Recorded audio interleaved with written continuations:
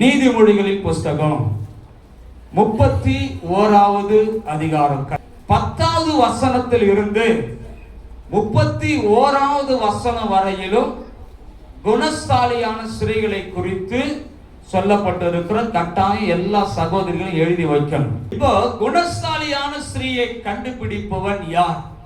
லேமுவனுக்கு அடுத்த வசனம். லேமுவனுக்கு அப்படின்னா யாருன்னு கேட்டீங்கன்னா, நீதிமொழி புஸ்தகத்தை எழுதின சாலமோனுக்கு அவங்க அம்மா வச்ச பேரு தான் லேமுவேல்.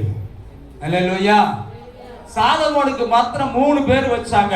அவங்க அம்மா ஒரு பேர் வச்சாங்க, அவங்க அப்பா ஒரு பேர் வச்சாரு, தீர்க்கதரிசி ஆகிய நாத்தான் ஒரு பேர் வச்சார். அதுல அவங்க அம்மா வச்ச பேரு தான் லேமுவேல். பச்சைபால் எழுதின நீதிமொழியின் புஸ்தகம் 31வது புஸ்தகம். புரியுதா? இது மகனுக்கும் அம்மாவுக்கும் நடக்கிற ஒரு உரையாடல். வேதம் சொல்லுகிறது, தாய் தன் பிள்ளைக்கு எழுதுகிற வசனம் இது. ஏன் 10வது வசனத்துல அப்படி எழுதி வச்சான்? குணசாலியான ஸ்திரீயை கண்டுபிடிப்பவன் யாருன்னு ஏன் எழுதி வச்சான்? குணசாலி என்றால் என்ன? குணசாலியுடைய பண்புகள் என்ன?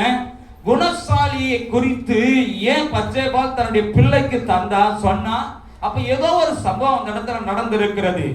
ஏன் இந்த 31ஆம் அதிகாரத்தை இந்த குணசாலியான ஸ்திரீயை குறித்து நாம இப்ப வாசிக்கிறோம்னா, இந்த சம்பவம் ஒரு பெண்ணினால நடந்த சம்பவம், ஒரு பெண்ணினால ஏற்பட்ட பாதிப்பு, ஒரு ராஜாவையே அசைக்க செய்தது. தேவ ஞானத்தை பெற்ற சாலமோன் ராஜா, பயங்கரமான ராஜா, அவரையே அசைத்து நிலைக்குள்ளே வைத்தது எதுன்னு கேட்டீங்கன்னா, ஒரு பெண்ணினால் ஏற்பட்ட ஒரு காயம்.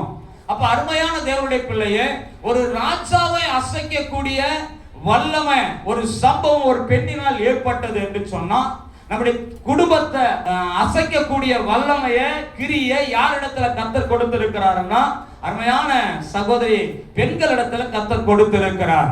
இதுல ஏற்பட்ட காரியத்தை நம்ம மாற்றிக்கொள்ளும் போது நம்முடைய குடும்பங்கள் சந்தோஷமாய் மாறும்.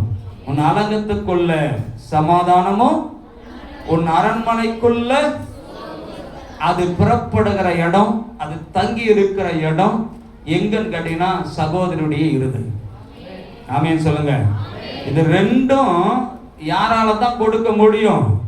கர்த்தர் தந்த வாக்குத்தத்தத்தை நிறைவேற்ற குடும்ப பெண்களால் மாத்திரம் தான் அதை நிறைவேற்ற முடியும். குடும்ப பெண்கள் மாத்திரம் கையை வைத்து ஆமென் சொல்லுங்க பார்க்கலாம்.